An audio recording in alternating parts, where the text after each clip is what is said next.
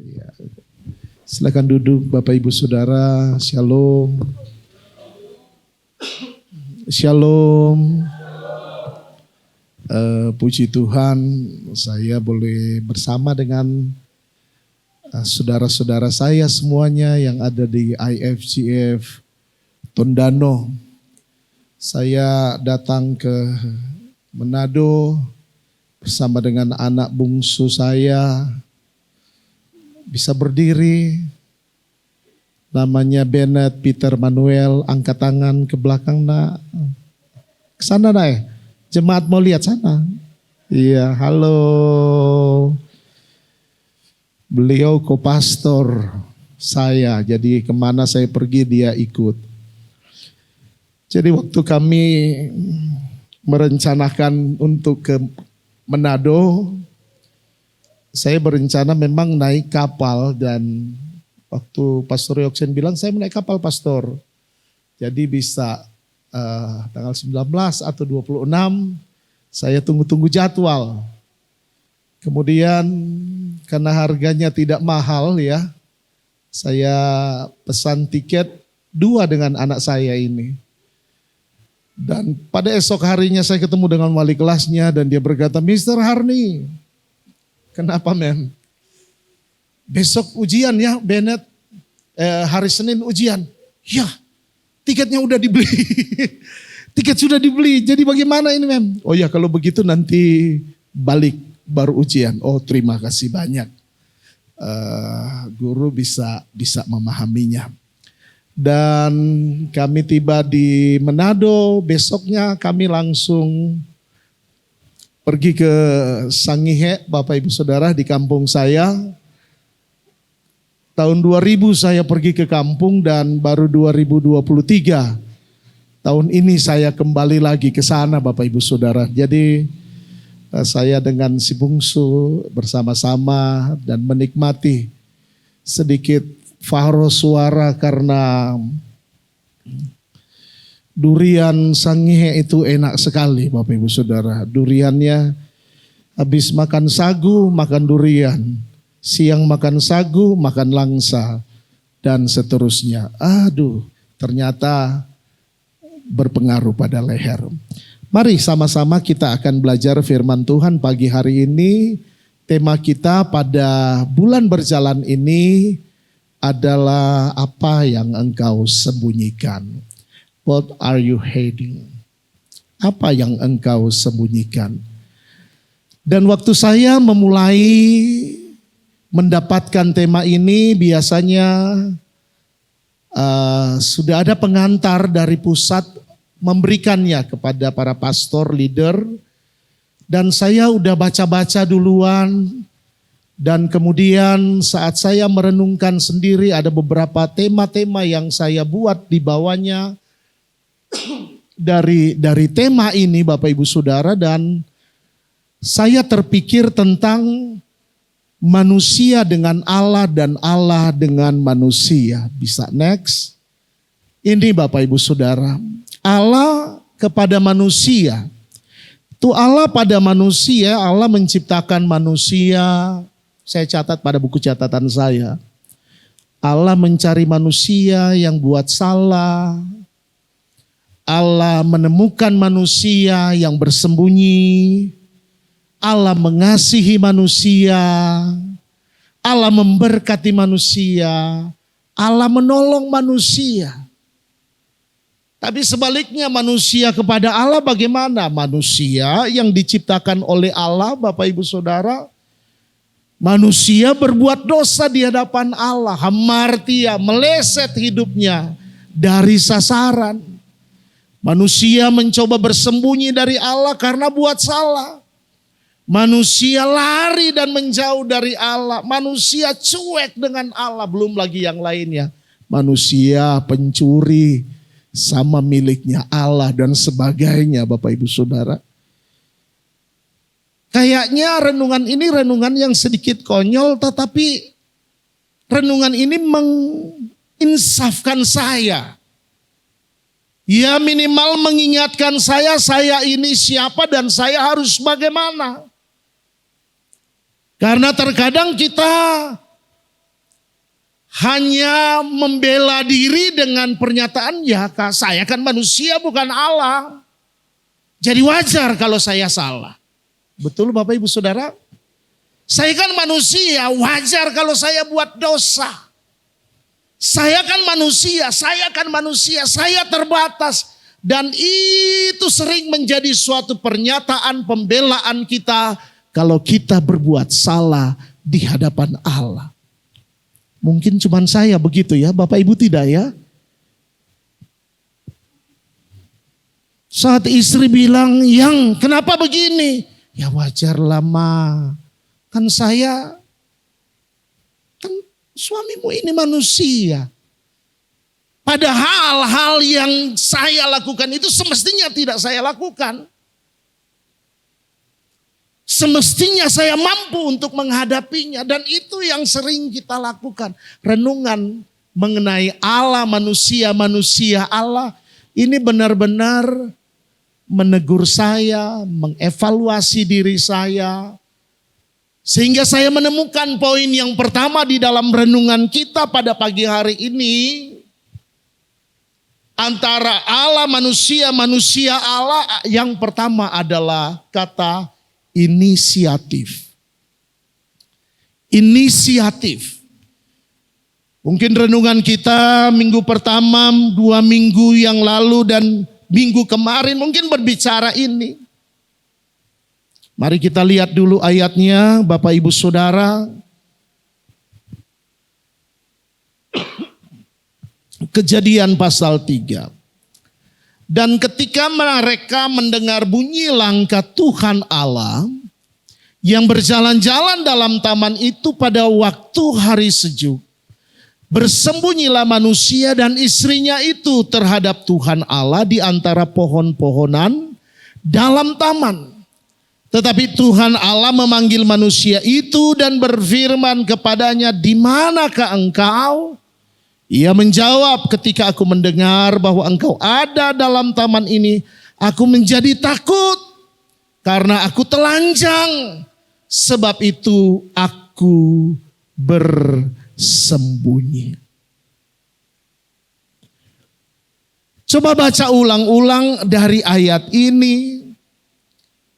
Manusia bersembunyi bersama dengan istrinya.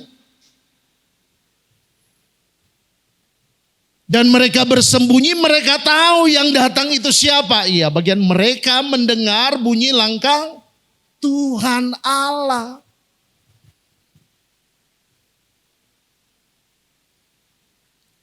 Ayat ini bukan ayat Allah dengan manusia lagi bermain. Main baka-baka sembunyi. Ya, tema kita pada awal bulan ini. Sebenarnya manusia harus sadar bahwa dia tidak lagi bermain dengan Allah sehingga ada ketakutan. Karena kita dengan Allah kita memang humoris, tetapi bukan berarti bicara tentang kehidupan yang meleset dari sasaran itu adalah sesuatu yang main-main.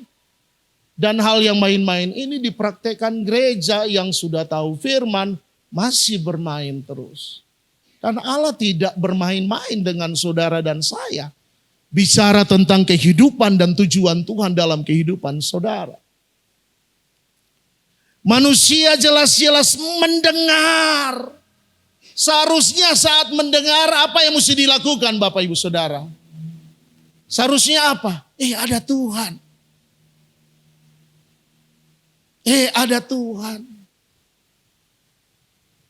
Seharusnya kan mereka yang datang, "Oh Tuhan, ada datang kok di sini." Harusnya kan begitu. Tapi yang terjadi saat mereka mendengar Tuhan melangkah, bunyi langkah Tuhan yang berjalan-jalan, mereka bersembunyi.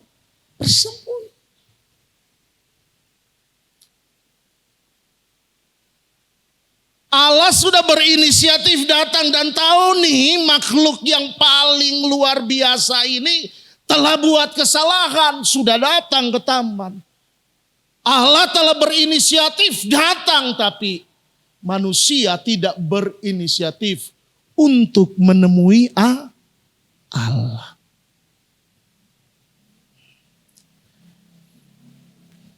Jadi ada perbedaan Allah manusia. Tapi kita mau menjadi manusia seperti Adam dan Hawa. Kita bersembunyi dan tidak berinisiatif datang. Nanti kita akan uraikan sebentar. Berbicara tentang inisiatif adalah membuat langkah pertama dalam mengusahakan sesuatu. Bapak ibu saudara, saat saudara jatuh di jalan, jatuh Bapak ibu saudara, jatuh. Yang saudara lakukan apa? Tarik badan saudara di jalan, enak sekali ini tarik badan di jalan. Apa yang saudara lakukan? Hal yang akan saudara lakukan apa? Berdiri, inisiatif. Next, membuat langkah pertama dalam mengusahakan. Sudah tahu saya jatuh. Biarkan jatuh, guling-guling. Tidak ada Bapak Ibu Saudara manusia normal. Manusia yang adalah makhluk Tuhan yang termulia. Dia tahu. Saya ingat saya punya papa cerita waktu dia pergi kuliah. Dari kampung rumah kami di Mapanget Bapak Ibu Saudara. Di Kairagi. Kalau tidak tahu MGP. Nah di situ rumah kami di sekitar situ. MGP. Waktu dia pergi kuliah di IKIP Manado. Jalan kaki Bapak Ibu Saudara. Kemudian auto mini dari Bitung tabrak. Apa yang papa saya lakukan? Langsung berdiri pura-pura. Sampai di rumah, Bataria sama mama tolong pijit ini. Mini Bitung ada tabrak. Normalnya dia langsung berdiri. Tetapi manusia itu, kadang saya waktu renung-renungkan tentang manusia dan Allah. Wow. Nah inisiatif membuat langkah pertama dalam mengusahakan sesuatu. Anda udah tahu jatuh. Apa inisiatif Anda untuk kembali pada posisi yang benar? Inisiatif. Inisiatif adalah bentuk kesadaran diri dari individu yang berpikir bahwa dia harus melakukan sesuatu untuk memenuhi kebutuhannya atau memenuhi suatu hal. Apa yang diperlukan? Apa yang harus dilakukan? Seharusnya manusia sadar, saya sudah salah, saya sudah berdosa. Bagian Allah adalah dia berinisiatif. Ini makhluk saya, ciptaan yang termulia. Jadi bagian Allah dia datang, tapi manusia di dalam bagiannya apa? Bersembunyi. Melarikan diri Bapak Ibu Saudara.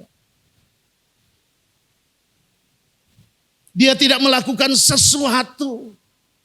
Ada masalah nih dengan kehidupan saya. Dalam perjalanan kehidupan saya. Kalau saya nggak bangkit, saya nggak menemui Allah.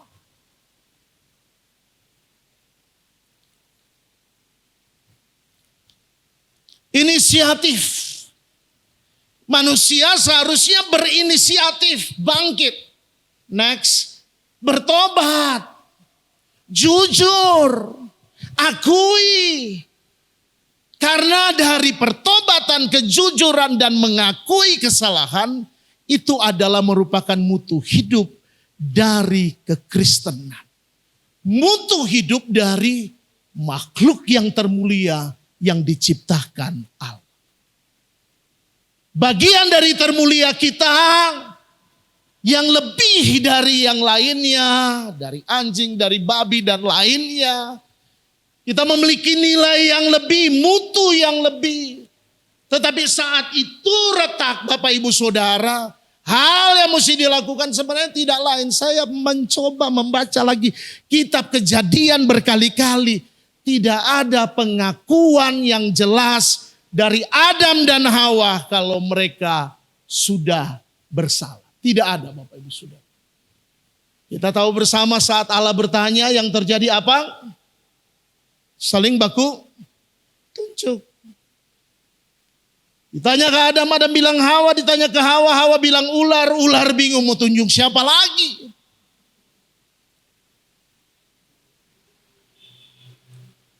Nah, Adam dan Hawa adalah gambaran Allah. Allah ciptakan imago Dei, gambaran Allah yang luar biasa penuh kemuliaan. Saya kadang berpikir kalau Adam dan Hawa ini jujur datang kepada Allah. Oh halaku, maaf. Saya sudah makan buah itu. Ini di dalam pemikiran saya, fantasi pikiran saya. Wah, apa nih Allah mau lakukan? Pasti gak akan dibuang dari Taman Eden. Ini kalau saya berpikir-pikir saja begitu. Pasti gak dibuang. Karena saya sebagai bapak, kalau anak saya sudah mengakui, saya sudah berhenti. Bagus nak, kamu sudah mengakui kesalahan. Papa lebih bangga kamu mengakui. Daripada kamu sembunyi, kamu tidak mengakui. Saat ada pertobatan, kejujuran, pengakuan, maka sesuatu yang sebenarnya udah ada di dalam, kalau ada dalam posisi seperti ini, maka dia akan berbalik lagi. Kan jatuh ini. Manusia jatuh. 180 derajat. Balik kembali. Balik kembali. Pembalikan hidup yang menyeluruh. Itulah yang disebut dengan pertobatan. Tidak ada cerita di sana Adam dan Hawa bertobat. Tidak ada. Saya baca berkali-kali itu. Ada enggak dia bertobat? Ada tidak bertobat? Kisahnya sampai di situ saja. Saling lempar. Kemudian terjadilah pernyataan-pernyataan Allah. Ada kutuk dan sebagainya. Allah berinisiatif. Manusia tidak berinisiatif. Kira-kira, coba kita buka next slide.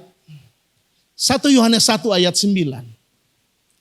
Kira-kira Allah yang berfirman di 1 Yohanes 1 ayat 9 sama enggak dengan Allah pada saat Adam dan Hawa? 1 Yohanes 1 ayat 9 berkata, kalau kita mengaku dosa kita, kesalahan kita, maka Dia Allah setia dan adil mengampuninya. Betul Bapak Ibu Saudara, ayatnya begitu? Allah mengampuninya. Kalau Adam dan Hawa mengakuinya. Allah, Yahweh, susahlah torang. Saya terlalu percaya tidak ada cerita yang lainnya. Tapi sesuatu yang misteri. Sesuatu yang misteri sehingga perjalanannya sampai jauh sekali dan sampai dalam perjanjian baru.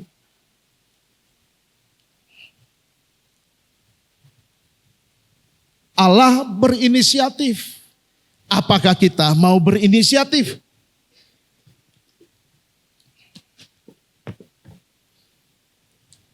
Kita lanjut terus. Sudah panjang sekali ini cerita perjalanan. Kalau mau lihat cerita Allah berinisiatif itu Allah yang menemui Abraham. Allah yang menemui Lot. Allah yang menemui Musa. Allah yang menemui Daud. Kalau mau lihat ini dia punya cerita ini dimulai dari Allah. Allah selalu berinisiatif Bapak Ibu Saudara. Padahal ada bagian kita juga kita harus berinisiatif minimal 1 Yohanes 1 ayat 9. Saat kita melakukan kesalahan, kita mengakui di hadapan Tuhan salah dan dosa kita. Yohanes 3 ayat 16. Ayat inisiatif Bapa di sorga ini udah terlalu lama ini. Manusia tidak mengakui dosanya.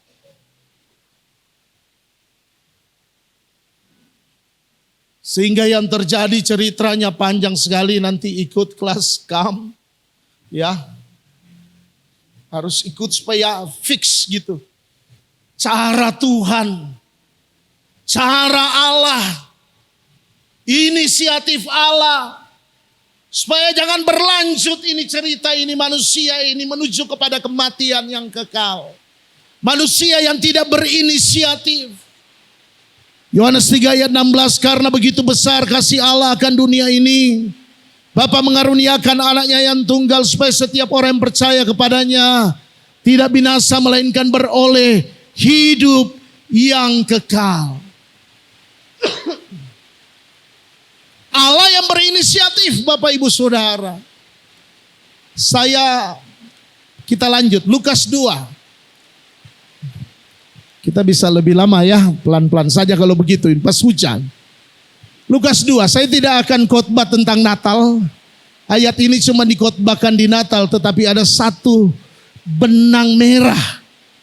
Lukas 2 ayat 10, lalu kata malaikat itu kepada mereka, para gembala, jangan takut, sebab sesungguhnya aku memberitakan kepadamu kesukaan besar untuk seluruh bangsa. Hari ini telah lahir bagimu juru selamat, yaitu Kristus Tuhan di kota Daud. Dan inilah tandanya bagimu, kamu akan menjumpai seorang bayi dibungkus dengan lampin dan terbaring di dalam palungan. Dan tiba-tiba tampaklah bersama-sama dengan malaikat itu sejumlah besar bala tentara sorga yang memuji Allah. Katanya, kemuliaan bagi Allah di tempat yang maha tinggi, dan damai sejahtera di bumi di antara manusia yang berkenan kepadanya. Bapak Ibu Saudara, Allah berinisiatif memberikan putranya. Kabarnya itu disampaikan lewat para malaikat. Malaikat Gabriel datang dan menyampaikan akan berita bahwa ada juru selamat. Ada juru selamat. Kemudian dibilang pada ayat 14, damai sejahtera di bumi di antara manusia yang berkenan kepadanya. Saya mau bertanya di sini, saat berita ini disampaikan oleh para malaikat bahwa hari ini telah lahir bagimu juru selamat, langsung selamat dunia atau manusia? Langsung selamat? Langsung selamat? Kemuliaan bagi Allah di tempat yang maha tinggi dan damai sejahtera di bumi. Langsung damai di bumi?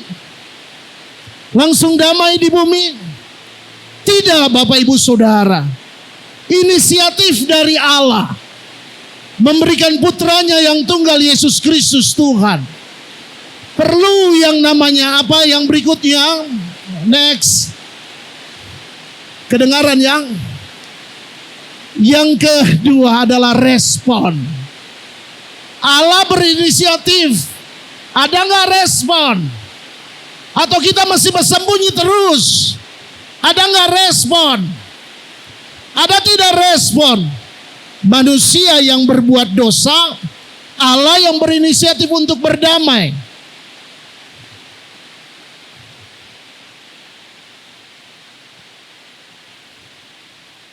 Ada bapak ibu yang kalau baku bombe orang Kendari bilang baku marah dengan istri suami, yang tidak bersalah yang duluan.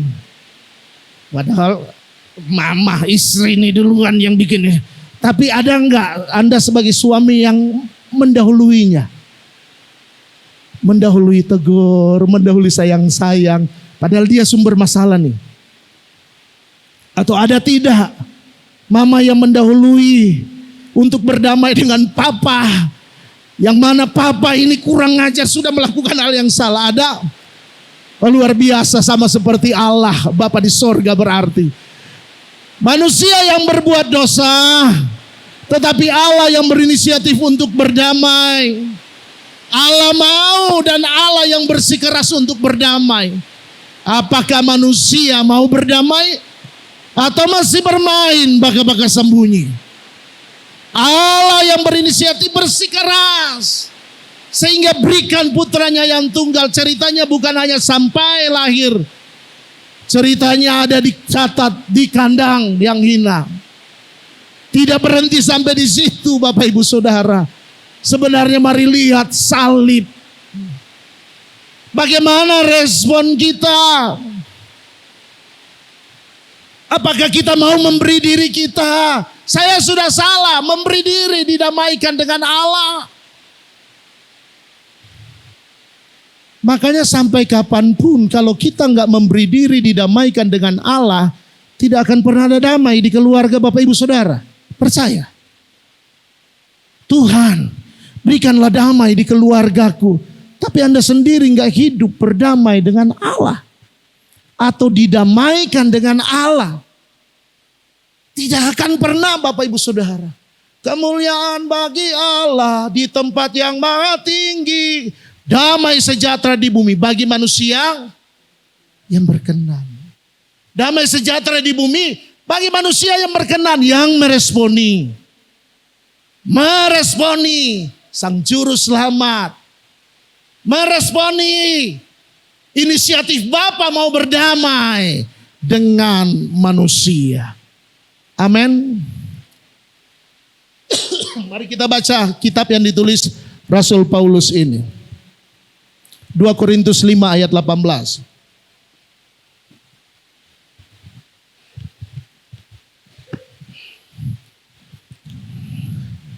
Dan semuanya ini dari Allah, yang dengan perantaraan Kristus telah mendamaikan kita dengan dirinya, dan yang telah mempercayakan pelayanan pendamaian itu kepada kami.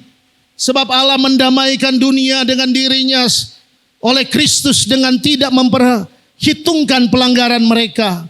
Ia telah mempercayakan berita pendamaian itu kepada kami. Jadi kami ini adalah utusan-utusan Kristus. Seakan-akan Allah menasihati kamu dengan perantaraan kami. Dalam nama Kristus kami meminta kepadamu, berilah dirimu didamaikan dengan Allah. Dia yang tidak mengenal dosa telah dibuatnya menjadi dosa karena kita, supaya dalam Dia kita dibenarkan oleh Allah. Beri diri didamaikan dengan Allah. Makanya kita tidak akan menjadi pribadi-pribadi pembawa berita pendamaian kalau kita sendiri tidak didamaikan dengan Allah. Kebanyakan para pengajar, para pengkhotbah mengajar kata damai itu cuman sampai pada eiren. Bahasa aslinya eiren, Irene. Makanya itu rumah sakit Irene A. Itu biar tenang, itu ruangan-ruangan tenang. Irene A, B yang saya tahu ya, waktu saya masih kecil sering ke rumah sakit. Orang cuma mengenal itu. Tetapi sesungguhnya di dalam perjanjian baru ada istilah-istilah lain tentang damai. Ya. Ada satu kata dasar kalau baca buku mengenai teologi pemulihan. Ada penjelasan lebih tentang hal ini. Ada 3 istilah yang dipakai dari kata alaso. Bapak saudara-saudara harus baca langsung ya. Ya. Alaso gitu. Jangan dipanggal-panggal nanti dikira mau make. Ya. Alaso atau mengubah. Ya. Atau mengubah. Nah, kata alaso ini ada 3 istilah. Istilah yang pertama adalah dialaso. Next, dialaso. Dialaso ini mengubah permusuhan menjadi persahabatan. Tapi dialaso ini adalah berdamai cuman manusia dengan manusia. Saya baku salah dengan Pastor Yoksin. Nyandak baca cerita. Kong abis itu so baca cerita so berdamai. Dialaso. Tidak ada hubungan dengan keselamatan. Tadinya baku marah, sekarang sudah baku baik. Dialaso. Berdamai. Hanya manusia dengan manusia. Kemudian ada katalaso. Katalaso ini mengubah permusuhan menjadi persahabatan. Ya, ini manusia dengan Allah. Ya, dari musuh jadi sahabat. Hubungannya erat sekali dengan namanya keselamatan. Ada rekonsiliasi. Ya, bukan cuman berdamai, tetapi damai dan dibawa kepada hubungan yang dipulihkan. Hubungan yang dipulihkan. Hubungan yang dipulihkan. Katalaso. Kemudian ada istilah yang terakhir adalah katalaso dari kata lagate. Mengubah sebagaimana semestinya. Jadi dari permusuhan kepada persahabatan. Karena memang awal bersahabat. Manusia dengan Allah di Taman Eden bersahabat. Tapi kemudian karena ada dosa di sana, ada kesalahan, manusia lari. Manusia bersembunyi. Manusia takut. Tapi di dalam perjanjian baru yang kita baca tadi dalam Korintus, menceritakan dengan jelas. Ada berita pendamaian dan berilah dirimu didamaikan dengan Allah. Katalasso. Kemudian ada satu kata yang terakhir adalah apokatalasso. Apokatalasso ini berdamai sepenuhnya, terus menerus. Apokatalasso. Harus apokatalasso. Kalau kita apokatalasso, mengaku dosa kita, dia setia dan adil. Tidak perlu takut, tidak perlu bersembunyi. Apokatalasso, berdamai setiap hari. Oh Tuhan, kita pemulu salah. Oh ampuni Tuhan, selalu kasar pak kita pe anak. Oh Tuhan, selalu kasar pak tapi bini, tapi istri. Apokatalasso, berdamai terus. Intensif, terus menerus Bapak Ibu Saudara. Nah maksudnya apa dari renungan kita pada pagi hari ini? Allah mencari, Allah memanggil. Tapi manusia memilih bersembunyi, bahkan memilih untuk menjadi musuh Allah. Kalau datang di sini kan kelihatan, oh ya bersembunyi, berarti beres semua kita jemaat ini. Oh jangan salah. Jangan salah. Karena jangan-jangan. Ini bahasa musuh Allah. Sudah tidak bersembunyi tetapi profesinya musuh Allah. Siapa musuh Allah? Musuh Allah Yakobus 4 ayat 4. Hai kamu orang-orang yang tidak setia. Tidakkah kamu tahu bahwa persahabatan dengan dunia adalah permusuhan dengan Allah. Jadi barang siapa hendak menjadi sahabat dunia ini, ia menjadikan dirinya musuh Allah. Siapa musuh Allah? Orang-orang yang tidak setia. Sesetia beribadah. Bapak Ibu Saudara, bicara tentang kehidupan, pasti bicara tentang kesetiaan. Amin. Orang-orang yang tidak setia, orang-orang yang masih bersahabat dengan dunia. Hari Minggu 2 jam di sini bersahabat dengan Allah, keluar di sini Senin sampai Sabtu tidak dengan Allah, berarti kita adalah musuh Allah. Amin. Wah, Pastor Harni kenapa bicara ini lagi? Siapa musuh Allah? Selanjutnya next, Roma 8 ayat 7. Sebab keinginan daging adalah perseteruan terhadap Allah, karena ia tidak takluk kepada hukum Allah. Hal ini memang tidak mungkin baginya. Mereka yang hidup dalam daging tidak mungkin berkenan kepada Allah. Siapa musuh Allah? Orang-orang yang masih hidup dengan keinginan daging. Orang-orang yang masih memuaskan kedagingan. Ini manusia juga kadang selalu membela diri. Membela diri dengan apa? Kan masih manusia. Kan manusia daging. Bapak Ibu Saudara, saat saudara kompromi dengan keinginan daging, saudara bukan hanya bersembunyi, tetapi menyatakan afon, mengepalkan tangan kepada Allah. Saya adalah musuhnya Allah. Mungkin 2 jam di tempat ini Anda punya tangan begini, tapi di jam yang lain tanganmu begini sama Tuhan. Hati-hati Bapak Ibu Saudara. Roma 6 ayat 23 ayat andalan. Sebab upah dosa ialah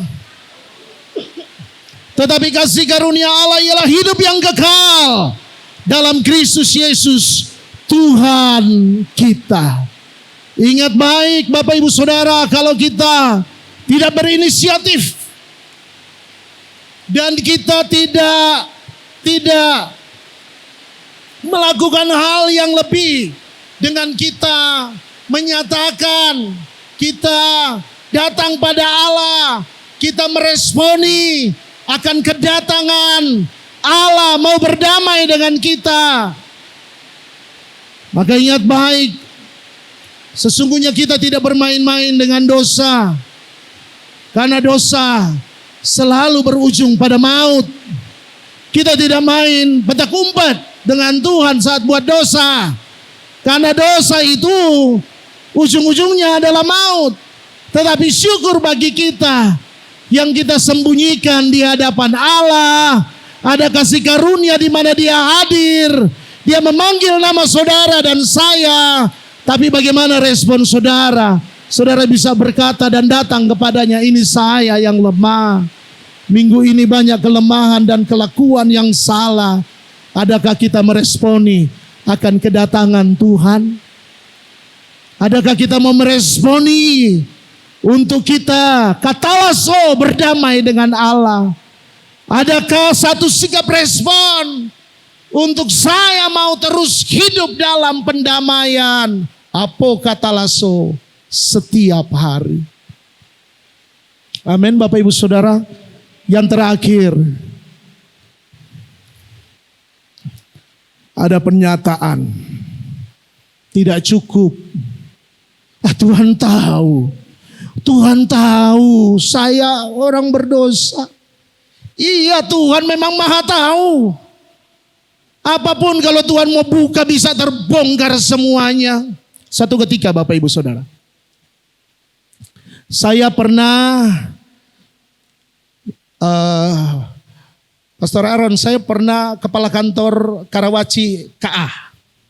Ya. Kemudian di atas sana ada menara doa. Suatu ketika saya juga ikut dalam menara doa. Waktu menyembah. Menyembah itu jam-jam 1. Tapi saya punya perasaan dari jam 10 itu habis kuliah saya di Harvest. Kan setengah 10. Jam 10 lanjut doa. Doa sampai jam 2, jam 3 pulang. Pulang biasa cuci baju, kerjakan tugas, tidur sedikit, balik lagi ke kantor. Sudah seperti itu kalau di sana. Satu ketika ada pendoa satu mulai menyembah. Tapi kok ada sesuatu yang lain nih dalam penyembahan. Menyembah. Kemudian satu full timer doa.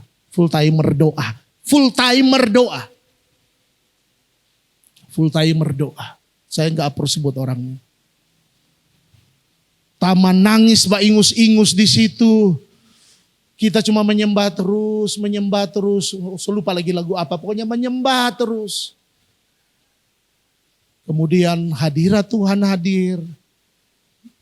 Kemudian anak ini menangis.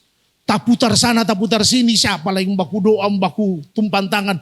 Sudah biar Tuhan sendiri yang jadi sama dengan ular ke sana kemari. Habis itu dia keluar sama DP ingus air mata. Dia bilang, setiap gajian saya terima uang transportasi dari doa. Dia singgah cari perempuan. Bapak Ibu enggak tahu, mau cari tanya-tanya jangan tanyalah. Dia cari perempuan. Jadi setiap tanggal gajian pulang cari perempuan. Berapa DP harga? Cuma 80.000.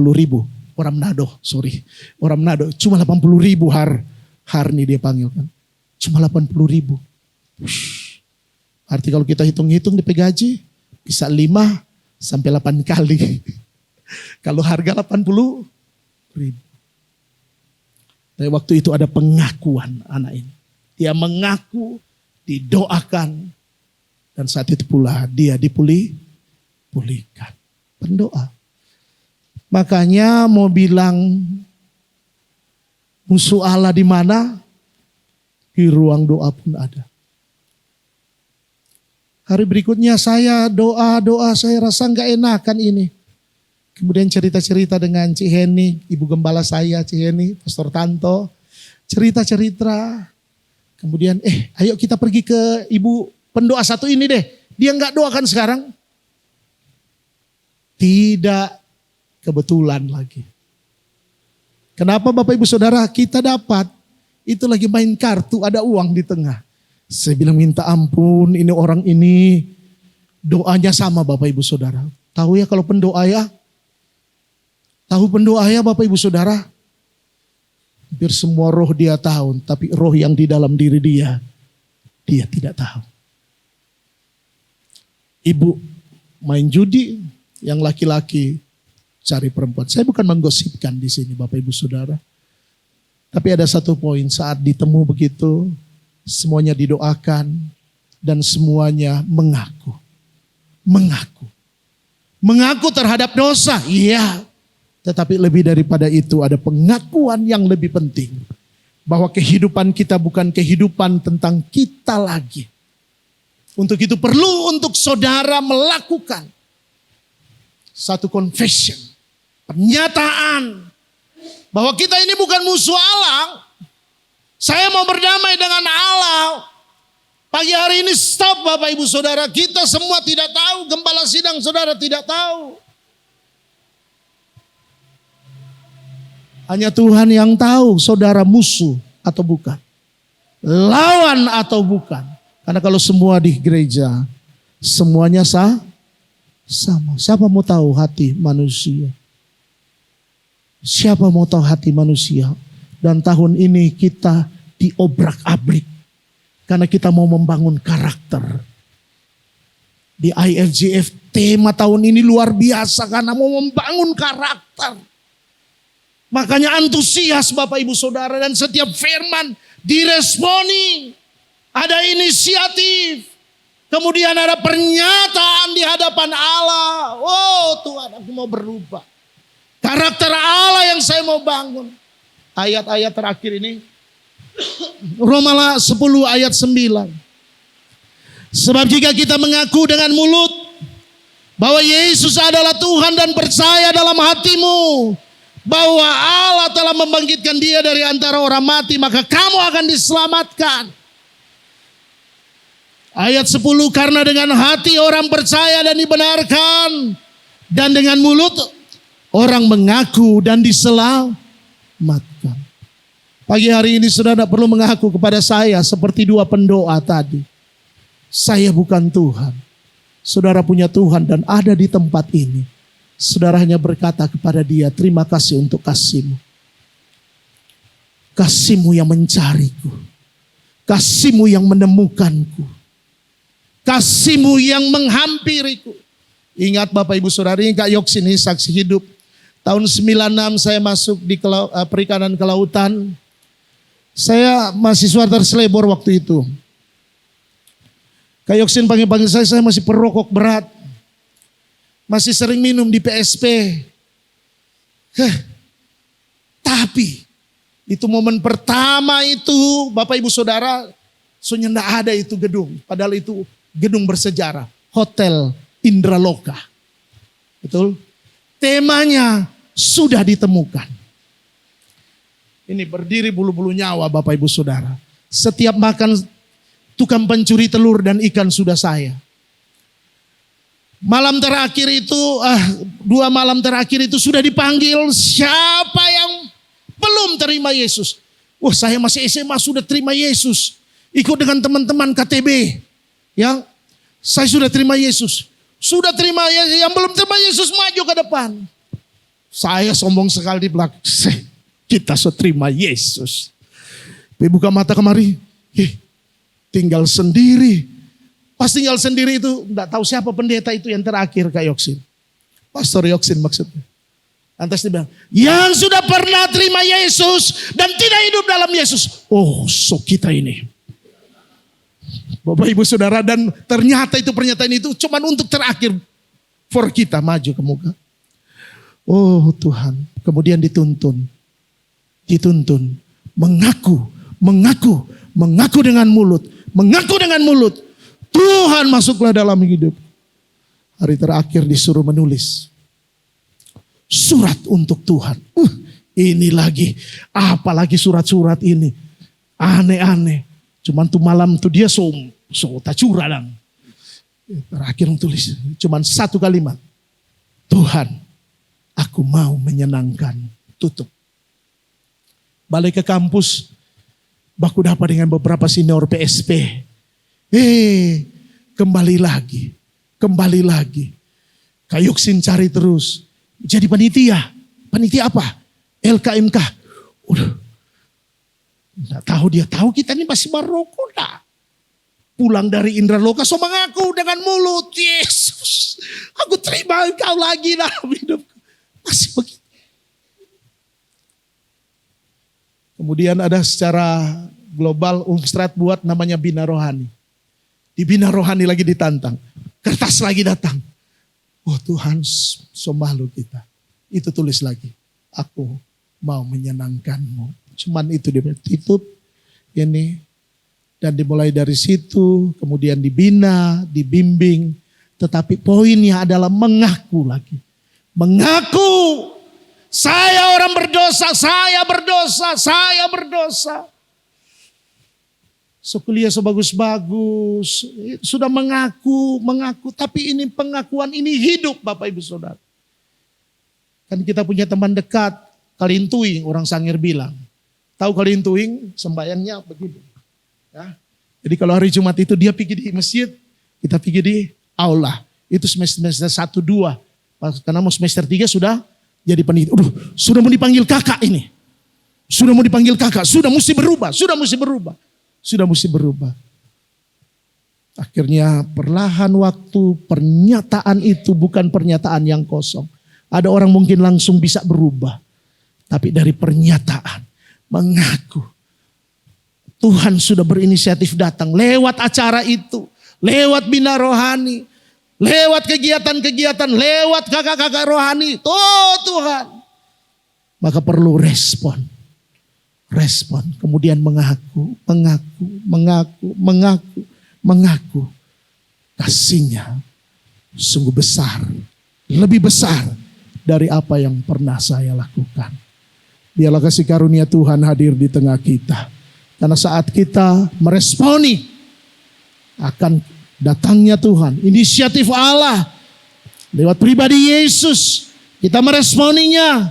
Kita menyatakan pagi hari ini poin yang terakhir, dan Kristus telah mati untuk semua orang. Supaya mereka yang hidup tidak lagi hidup untuk dirinya sendiri. Tetapi untuk Dia yang telah mati dan telah dibangkitkan untuk mereka. Amin.